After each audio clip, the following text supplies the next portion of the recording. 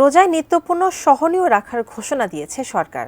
সাধারণ মানুষের মূল চাওও তাই।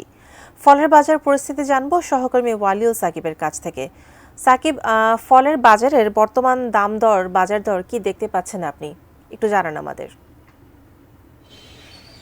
আমি এই মুহূর্তে আছি পলাশীর বাজারে। আমি কিছুক্ষণ আগেও কিন্তু দেখাচ্ছিলাম সবজির বাজারের পরিস্থিতি, এবং রমজানকে কেন্দ্র করে সবজির বাজারে বেশ কিছু সবজি কিন্তু অতিরিক্ত পরিমাণে দাম বৃদ্ধি পেয়েছে, এবং এতে কিন্তু যারা সাধারণ ক্রেতা রয়েছেন তারা কিন্তু বেশ ভোগান্তিতে পড়েছেন। তো এই মুহূর্তে আমি আছি যে ফলের যে অংশ রয়েছে বাজারের, সেখানে ফলের দোকানগুলো রয়েছে এখানে।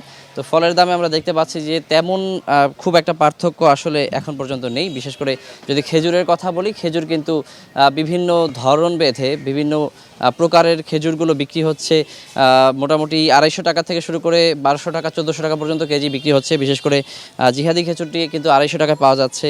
মরিয়ম খেজুর বিক্রি হচ্ছে 1200 টাকা কেজি, এবং মেজুল খেজুর বিক্রি হচ্ছে 1400 টাকা কেজিতে। ভিশনের ফুলঝুরি মেগা অফারে ফ্রিজ কিনলেই পাচ্ছেন 16 পিসের আকর্ষণীয় গিফট বক্স একদম ফ্রি। খেজুরের দাম কিন্তু এখন পর্যন্ত অপরিবর্তিত রয়েছে, কোনো ধরনের দাম বৃদ্ধি ঘটেনি এই রমজানকে কেন্দ্র করে। তবে কিছু কিছু ফলের দাম কিছুটা বেড়েছে, হয়তো রমজানের প্রভাবই এখানে পড়েছে। তবে সার্বিকভাবে যদি চিন্তা করি তাহলে কিন্তু খুব বেশি বৃদ্ধি পায়নি। সেক্ষেত্রে আনারের দাম কিন্তু 50 থেকে 100 টাকা পর্যন্ত বৃদ্ধি পেয়েছে। বর্তমানে 600 টাকা কেজি আনার বিক্রি হচ্ছে। আর এছাড়া আঙ্গুর হচ্ছে যে 280 টাকা কেজি থাকলেও এখন কিন্তু 300 টাকা 320 টাকা কেজি বিক্রি হচ্ছে বিভিন্ন জায়গায়। আর আমরা দেখেছি যে আপেলের দাম আসলে 30 থেকে 50 টাকা পর্যন্ত বেড়েছে, কোয়ালিটি কিংবা যে ধরন বেঁধে মান অনুযায়ী।